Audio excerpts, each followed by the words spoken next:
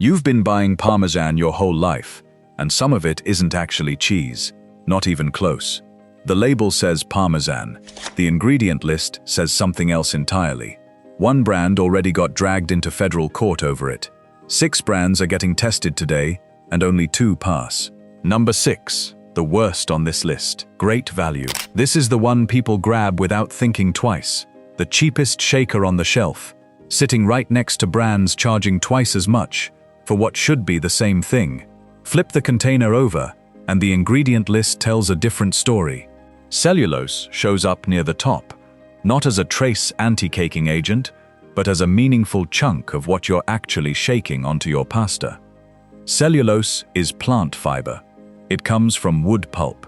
It's legal at low levels, but the lower the price, the higher that percentage tends to climb, because fiber is dramatically cheaper than aged cheese. There's no accountability here either. No third party checking how much actual Parmesan made it into this container before it left the factory. Number 5. Regano. The private label brand you've probably walked past 100 times without registering the name. Same story, different label.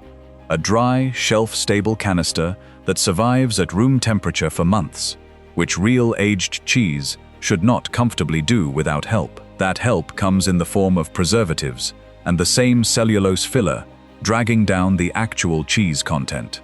The packaging leans on the phrase, aged over 10 months, which sounds impressive until you realize that's simply the minimum aging window for cheese to legally be called Parmesan at all, not a mark of quality above the competition.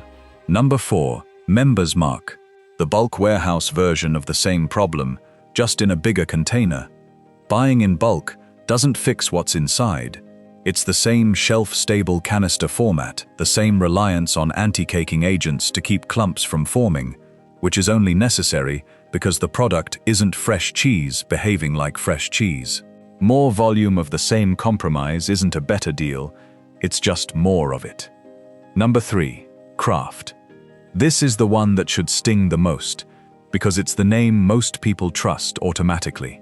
Kraft has actually been named in a real consumer lawsuit over exactly this issue, specifically over how much cellulose was disclosed versus how much shoppers assumed they were getting when they saw the word Parmesan on a green shaker. The company didn't break the law. Cellulose as an anti-caking agent is permitted.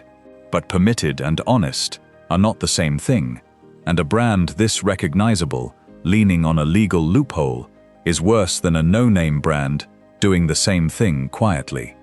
That's the bottom 4. Now the 2 that actually earned the name. Number 2. Priano. Unlike everything on the avoid list, this comes refrigerated, not shelf-stable in a canister. That single difference matters enormously. Refrigerated cheese doesn't need heavy filler or aggressive preservatives to survive months at room temperature. The ingredient list is shorter, cheese-forward, and closer to what Parmesan is supposed to be, before marketing gets involved. Number 1. Sargento. This is the one that actually holds up under scrutiny.